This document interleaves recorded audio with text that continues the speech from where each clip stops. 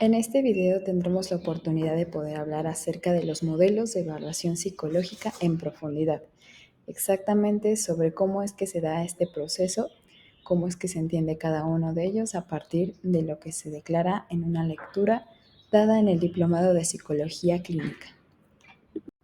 En pantalla se va a mostrar un pequeño listado acerca de los modelos o los subtemas que se van a abordar en este pequeño video. Los principales son el modelo psicométrico, médico, dinámico, fenomenológico, conductual, modelo de la psicología soviética, que propiamente se aborda de una forma más breve a comparación de todos los demás, el modelo cognitivo y los modelos integradores, que se vendría especificando más en la parte biopsicosocial.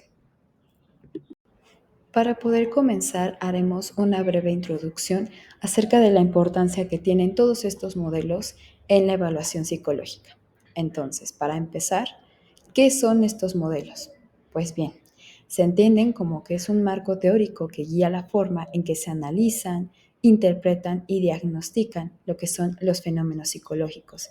Estos van a ayudar técnicamente a que los profesionales de la psicología puedan tomar mejores decisiones sobre qué métodos de evaluación pueden utilizar, cómo van a interpretar los resultados que se obtengan a partir de este análisis y cómo diseñar a futuro estos planes de intervención. Esto siempre va a ir únicamente dirigido a dar una atención de mejor calidad, una atención integradora y una atención que pueda ser a este nivel altamente profesional. Cada modelo claramente va a responder a preguntas fundamentales, aunque tengan bien sus diferencias. Todos esos modelos que vamos a presentar van a tratar de responder a qué se evalúa, cuál es el objeto, la personalidad, se pretende saber la cognición, la conducta, las emociones, otro tipo de elementos también se pueden dar. También responde a la pregunta de cómo es que se evalúa, qué tipo de metodología va a utilizar. Entre ellos están los más comunes, que son los test, las entrevistas, observaciones, experimentación y algunos otros más. Y por último, responde a la pregunta de ¿para qué se evalúa? ¿Cuál es el elemento o cuál es la meta a la que se pretende llegar? Dar un diagnóstico clínico, dar una orientación vocacional, selección de personal en el caso del ámbito organizacional. También se puede dar la investigación y cualquier otra parte. A lo largo de la historia de la psicología tal cual, pues distintos enfoques han dominado la práctica de la evaluación psicológica. Algunos claramente han tenido más aceptación en ciertos momentos por ciertos contextos históricos, por ciertos lugares y tiempos determinados. Pero la tendencia actual ha sido el integrar varios modelos para obtener una evaluación más completa, es decir, tratar de recuperar todas las cosas que como profesionales y según o de acuerdo al caso puedan resultar más eficientes. Dicho lo anterior, vamos a comenzar con el modelo psicométrico. Este modelo es uno de los más antiguos y ha sido fundamental en la historia de la evaluación psicológica. Técnicamente se basa en la medición cuantitativa de rasgos psicológicos como la inteligencia, la personalidad y las aptitudes a través de pruebas estandarizadas. Su principal objetivo es describir y predecir el comportamiento humano mediante el análisis de diferencias individuales. El modelo psicométrico se fundamenta en la estadística y en la psicometría, que se entiende como aquella que estudia la validez, fiabilidad y precisión de los instrumentos de medición aquí en el ámbito de la psicología. Se utilizan herramientas como coeficientes de correlación, escalas de medición y análisis factorial. Se apoya en la idea de que los rasgos psicológicos son estables en el tiempo y que pueden ser medidos con precisión. Sin embargo, pues ha sido criticado por la tendencia a reducir la evaluación psicológica a simples números, sin considerar factores situacionales o contextos que pueden llegar a influir en esa conducta, que nos pueden dar a entender el por qué está sucediendo y no únicamente por una medición.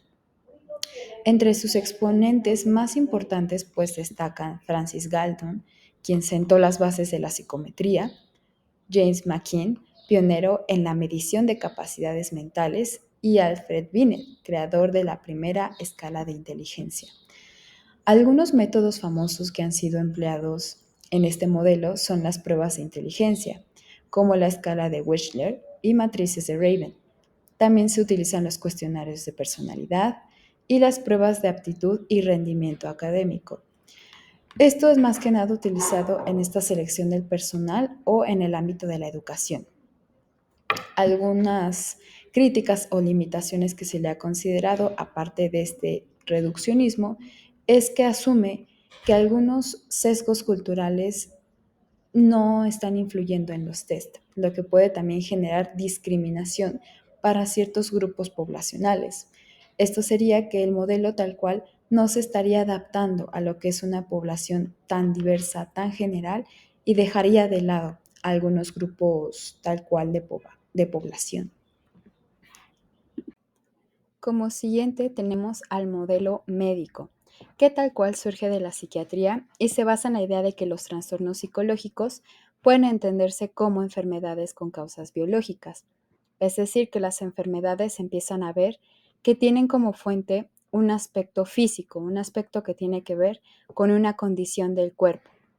Este enfoque, por ende, busca identificar signos y síntomas que permitan diagnosticar y tratar a los pacientes, siguiendo este esquema similar al utilizado en la medicina general, tal cual se comparan a las enfermedades médicas, y por eso su objetivo es identificar signos y síntomas para que en este tratamiento que se llegue a aplicar posteriormente se pueda incluir la medicación, la terapia o inclusive la rehabilitación.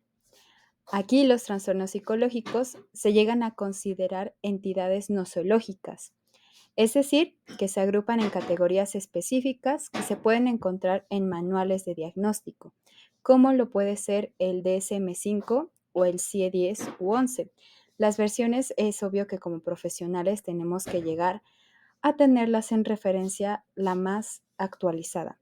La edición más nueva es la que se debe de considerar para el tratamiento o la presencia de usuarios. Los métodos empleados más comunes en este modelo son las entrevistas clínicas estructuradas, que tal cual hacen una evaluación basada en los criterios diagnósticos del DSM-5. También se aplican las pruebas neuropsicológicas, que es la evaluación de la memoria, la atención, funciones ejecutivas, y también los exámenes médicos, que pueden ser inclusive los análisis de neuroimagen o pruebas de neurotransmisores. Estos métodos tal cual se llegan a integrar y empiezan a hacer un diagnóstico y un diseño de un tratamiento posterior para que pueda ser de forma más íntegra. Las fortalezas que se le reconocen a este modelo médico es que tal cual ha desarrollado tratamientos eficaces para trastornos graves como la esquizofrenia o la depresión mayor. También es que puede establecer correlaciones entre los síntomas que refiere la persona y los factores biológicos. Sin embargo, las críticas y limitaciones que se le consideran a este modelo es que también es reduccionista. Reduce los problemas emocionales a simples alteraciones químicas, lo que puede llegar a fomentar la dependencia excesiva de los fármacos como esa única solución o único tratamiento posible a la situación. Algunos representantes principales pueden ser Emily Kipling, que fue el creador del sistema moderno de clasificación de enfermedades mentales, Eugene Bleuler, que también introdujo el término de esquizofrenia, y Sigmund Freud. Aunque su enfoque fue más dinámico, influyó en la psiquiatría con su visión de los trastornos mentales. El modelo dinámico tiene su origen en el psicoanálisis y parte de la premisa de que los problemas psicológicos están relacionados con conflictos inconscientes y experiencias tempranas.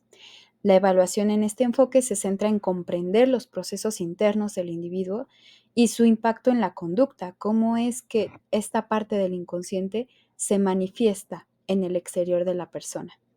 Las herramientas utilizadas en este modelo incluyen la entrevista clínica profunda, la interpretación de sueños y pruebas proyectivas, como lo puede ser el test de Rorschach y el TAT, que es el test de apercepción temática. Aquí se enfatiza la subjetividad del paciente y la relación entre el terapeuta y el evaluado, que sería la transferencia y contratransferencia, como bien se puede llegar a dar a conocer comúnmente. Entre sus principales exponentes, pues se encuentran Sigmund Freud, creador del psicoanálisis, Carl Jung, quien amplió la teoría del inconsciente con el concepto, tal cual, de inconsciente colectivo, y Melanie Klein, quien desarrolló el psicoanálisis infantil. Parte de las fortalezas es que se dimensionan grandes partes de lo que es la personalidad y el desarrollo emocional del usuario. También es que ha influido en la psicoterapia y en la comprensión de los trastornos psicosomáticos. Sin embargo, para la parte de las críticas es que se basa en interpretaciones subjetivas o se dice que genera problemas de replicabilidad y que también se considera que por las técnicas se lleva a cabo como un proceso largo y costoso que tal vez no puede llegar a ser aplicable para cualquier usuario o que es muy difícil que llegue a recopilar todas estas características o criterios para que se pueda utilizar un modelo en el que se necesiten resultados un tanto más cercanos o dependiendo de la emergencia o sugerencia, demanda del usuario, es como también se va a poder ir a adaptar si es o no el más adecuado para aplicarse. Por otro lado, tenemos al modelo fenomenológico, que tal cual pone énfasis en la experiencia subjetiva del individuo y en cómo es que éste está interpretando su realidad. El modelo rechaza la idea de categorizar los problemas psicológicos como enfermedades, así como se mencionó anteriormente, y aquí se enfoca en la autoexploración, la autenticidad y el crecimiento personal. En este modelo, la evaluación psicológica se realiza mediante entrevistas abiertas y observaciones cualitativas, permitiendo que la persona exprese libremente su mundo, sin ser encasillada en categorías diagnosticadas. Es decir, que aquí el terapeuta tal cual no se va a dedicar a dar una etiqueta o un diagnóstico, sino que la persona en su completa libertad es como va a empezar a expresar, como va a empezar a darle un título o un nombramiento a aquello que está sintiendo, que está viviendo o por lo que está pasando y viene a consulta o viene a esta parte de saber qué es lo que está sucediendo con ayuda del psicólogo.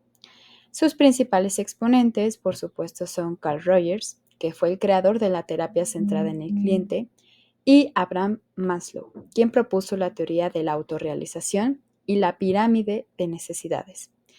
A pesar de sus contribuciones, pues este modelo ha sido criticado por su subjetividad y por la dificultad para sistematizar sus métodos de evaluación, ya que depende enteramente de cómo es que esta realidad se va construyendo a partir de la persona y nosotros no somos quien para poder darle un lugar a la vida de la persona dentro de un criterio de diagnóstico. Y ahora bien, uno de los modelos más conocidos es el conductual, que surge como una alternativa a los enfoques tradicionales y se basa en la idea de que la conducta es aprendida y que puede modificarse a través del ambiente. En este enfoque, la evaluación psicológica se centra en la observación y medición de comportamientos específicos en diferentes situaciones. Se utilizan herramientas como el análisis funcional de la conducta, los autorreportes y los registros de observación. Se aplican principios de condicionamiento clásico y operante para poder comprender y modificar la conducta que se nos está haciendo reportada por parte de los individuos, por lo que entre los principales exponentes se destacan a John Watson, que fue el pionero del conductismo, a Skinner, que fue el creador del condicionamiento operante, y por último a Albert Bandura, quien desarrolló la teoría del aprendizaje social. Este modelo tal cual ha sido altamente efectivo y reconocido por su tratamiento de fobias, trastornos de ansiedad y adicciones, que son hechos que tal cual llegan a tener un gran lugar, un lugar muy importante en nuestra sociedad debido a su frecuencia y latencia en la vida de las personas, pero ha sido criticado por su falta de énfasis en procesos cognitivos y emocionales, por lo cual se reduce únicamente a cómo es que se está manifestando respecto a conducta, respecto a términos de acción y no propiamente a términos mentales como pueden llegar a ser los pensamientos, las emociones, creencias, valores. Esta parte la omite, quedándose únicamente con el actuar de la persona. así como también no considera la influencia que puede llegar a tener la historia personal del individuo. Tiende mucho a generalizar cómo es que funciona un condicionamiento operante y clásico para todas las personas, pero no tiene en consideración aquellas particularidades que pueden darle otro sentido a lo que podemos observar en conducta. De manera muy breve, también tenemos al modelo de la psicología soviética, que se basa en la neuropsicología y en la relación entre el sistema nervioso y lo que es el comportamiento. Se enfoca tal cual en evaluar funciones cognitivas como la memoria, la atención y el lenguaje de manera particular, especialmente en personas que hayan sufrido algún daño cerebral. La evaluación en este modelo se realiza a través de las pruebas neuropsicológicas y la observación de este comportamiento, pero en diferentes contextos. Le es fundamental en la rehabilitación cognitiva, pero es cierto que su aplicación es limitada a ciertos ámbitos, como puede ser el clínico o el educativo, y no tanto llega a tener esta influencia como los otros modelos pueden tener ese grado de adaptabilidad a los diferentes casos que pueden llegar a presentarse en la carrera de un psicólogo. Como penúltimo modelo tenemos al que es cognitivo. ¿En qué consiste? Pues el modelo cognitivo surge como una respuesta a las limitaciones del conductismo, que solo analizaba la conducta observable, la acción de la persona y por tanto se desarrolla que su premisa llega a ser que la forma en que las personas procesan la información va a ser la manera en que se influye en la conducta, en las emociones y en sus decisiones. En este sentido, pues la evaluación psicológica se centra en estudiar cómo funcionan los procesos mentales, ya sea la percepción, la memoria, la atención y el razonamiento. En este enfoque, los trastornos psicológicos no se ven como simples respuestas a estímulos externos, como lo decía el conductismo, ni exclusivamente como conflictos inconscientes, como también lo podía estar defendiendo el psicoanálisis, sino que aquí se ve como una consecuencia de patrones de pensamiento desadaptativo o algún déficit en el procesamiento de la información. Aquí se tiende a combinar método cuantitativo y cualitativo para la evaluación de los procesos mentales. Los más utilizados llegan a ser, de primera instancia, las pruebas de inteligencia y capacidad cognitiva. Algunos ejemplos pueden ser el WAIS, que es la escala de Wechsler de la inteligencia para adultos, el WISC, que es la versión infantil de Wechsler. También se aplican las matrices progresivas de Raven, que es la evaluación del razonamiento lógico y abstracto, las pruebas de memoria como el test de aprendizaje verbal de Ray.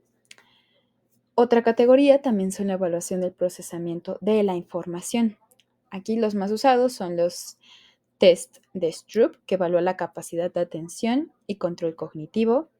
También tenemos al Wisconsin Card Sorting Test, que mide flexibilidad cognitiva y funciones ejecutivas. También tenemos las pruebas de velocidad de pensamiento, como el Tray Making Test. En otra categoría están las de evaluación de distorsiones cognitivas y esquemas de pensamiento.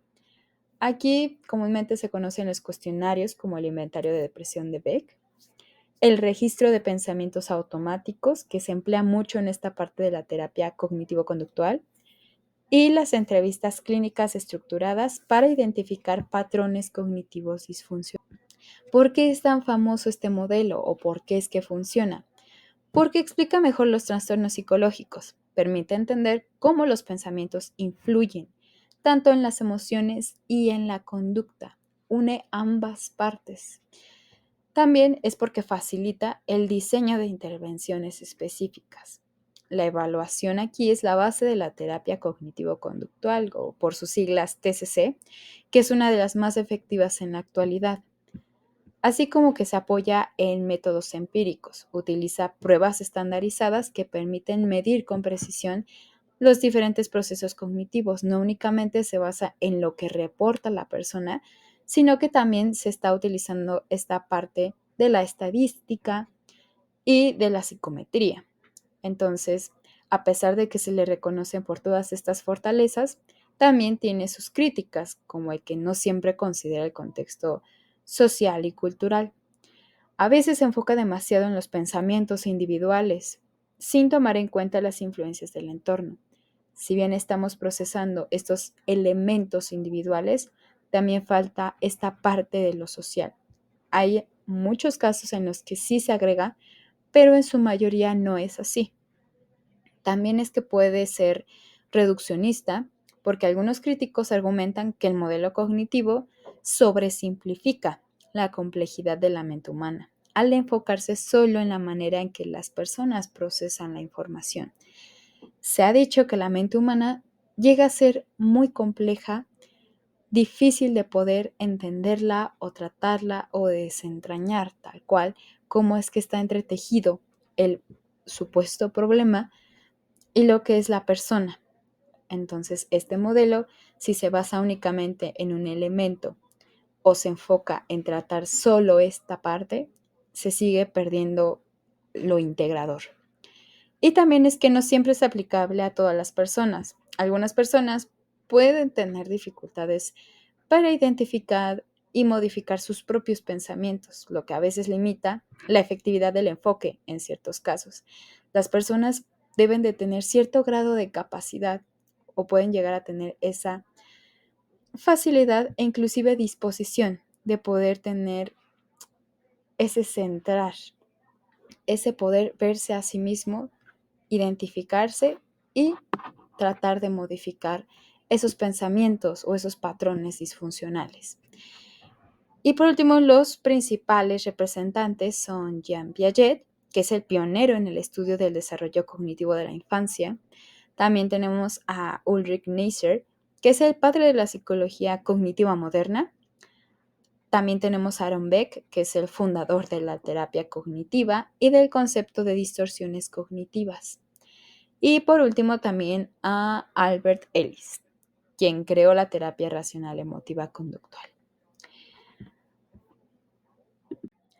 Por último, tenemos al modelo integrador, con el enfoque biopsicosocial. ¿En qué consisten? Los modelos integradores surgen como una respuesta a la fragmentación que se ha dado a lo largo de la historia de la psicología, con los diferentes enfoques teóricos. En lugar de considerar solo un aspecto del comportamiento humano, como lo hacen los modelos psicométricos, médico, conductual o cognitivo, o mejor dicho, todos los anteriormente mencionados, aquí los modelos integradores buscan combinar factores biológicos, psicológicos y sociales para entender mejor a la persona. Ahora bien, ¿a qué se refiere cada uno de estos aspectos? El biológico abarca lo que es la genética, la neuroquímica, la estructura cerebral de la persona y la salud física. La parte psicológica se refiere más a los pensamientos, emociones, personalidad, mecanismos de afrontamiento, entre otros.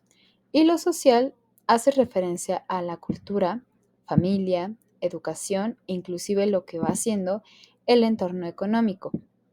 El modelo particularmente es demasiado útil en áreas como la psicología clínica, la neuropsicología, la salud mental y la intervención en crisis.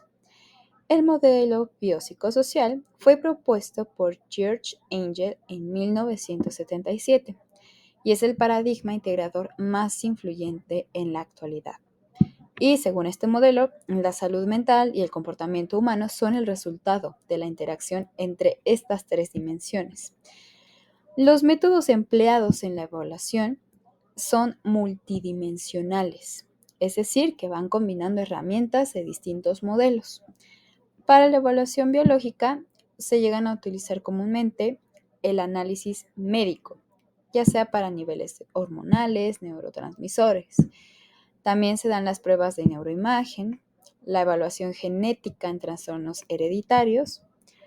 En la evaluación psicológica se utilizan las pruebas de personalidad, evaluación de ansiedad, depresión y estrés, y las entrevistas clínicas para explorar la historia personal del paciente. Y en esta parte de lo social se utilizan métodos como la historia de vida y antecedentes familiares, evaluación del entorno, ya sea para condiciones laborales, situación económica, y por supuesto el análisis del apoyo social disponible para el paciente. Eso requiere tanto a nivel redes de apoyo, como bien se ha llegado a conocer el término, o cómo es que se dan estas herramientas de afrontamiento ante las diversas situaciones que tiene la persona, tanto que ha desarrollado en su propio repertorio, o bien tiene este déficit y le hace falta poder empezar a incitar habilidades que le ayuden a tener este apoyo. ¿Por qué funcionan tanto estos modelos? También se le considera que es muy realista porque tiene presente el que se conforma por múltiples factores una evaluación psicológica, lo que permite pues un diagnóstico más preciso en el que tal vez el omitir algún elemento no va a suceder que se dé un diagnóstico o una intervención en la que no se haya considerado alguna esfera que puede ser nuestro punto más importante con este usuario o con esta persona. También es porque permiten tratamientos más efectivos que, como bien decía hace unos momentos, en lugar de centrarse en un solo aspecto, buscan abordar la salud mental, pero desde distintas áreas. Y eso hace que se pueda adaptar a diferentes necesidades. Son útiles en psicología clínica, educativa, organizacional y comunitaria o social. También es que las críticas, a pesar de que ha sido muy bien aceptada, es que se considera que son difíciles de aplicar en la práctica. ¿Por qué? Porque requieren la colaboración de múltiples profesionales, no únicamente nosotros como psicólogos, sino que también se requiere la presencia de médicos, trabajadores sociales o algún otro profesional, de acuerdo al ámbito en el que se esté utilizando el modelo. También es que no hay herramientas suficientes para evaluar todos los aspectos. Mientras que en los factores biológicos, por poner un ejemplo, se miden con mayor precisión por el desarrollo de tantos y continuos test, por ejemplo, la dimensión social es más difícil de cuantificar. Por último, también tenemos que depende mucho del acceso a los recursos, es decir, que no todas las instituciones de salud mental a veces cuentan con los medios para realizar una evaluación biopsicosocial completa. Debido a que el modelo integra estas tres esferas, a veces resulta muy difícil poder completar cada una de ellas. Comúnmente se pueden una o dos, pero las tres a veces puede tener un gran costo para los centros o para los mismos profesionales. Por último, tenemos que los principales representantes tenemos a George Angel, como ya se había mencionado, que fue quien propuso el modelo. También tenemos a Uri Bronfenbrenner, que desarrolló la teoría de los sistemas ecológicos. Él influyó completamente en este enfoque integrador. Y por último tenemos a Antonio Damasio, quien investigó la interacción entre emociones, cognición y neurobiología. Entonces, estos fueron los modelos para evaluación psicológica, al menos los más utilizados, en el que se recopiló la información más relevante sobre en qué consisten, cuáles son sus fortalezas, cuáles son sus críticas o limitaciones. Se mencionarán algunos representantes o autores más importantes, así como también los métodos que se emplean en cada uno de ellos. Como se mencionó al inicio de la presentación, todos estos modelos tienen estas partes que ayudaron en su momento a la psicología, en determinados momentos históricos, en lugares particulares y que como psicólogos modernos o psicólogos de la actualidad es necesario saber cada uno de ellos, no tanto porque no se utilicen, porque dejen de tener eficacia, sino porque se deben de adaptar mejor a las características del individuo que tenemos presente, que tenemos frente a frente. Porque si bien se puede considerar que al menos los últimos modelos que se llegaron a comentar son los más aceptados, es porque tal vez tienen esta aceptación a nivel general, pero recordemos que todas las personas son únicas, son diversas y que no aplican o responden a la situación, a la demanda, de la misma forma estos modelos. El modelo tal cual se va a encargar o nos va a ayudar a guiar, a planear esa intervención y se busca que sea de la forma más eficiente, de la forma más personalizada y particular a cada uno de los casos. Sin más por mencionar, muchas gracias. Espero les haya gustado la presentación y nos vemos en un siguiente video.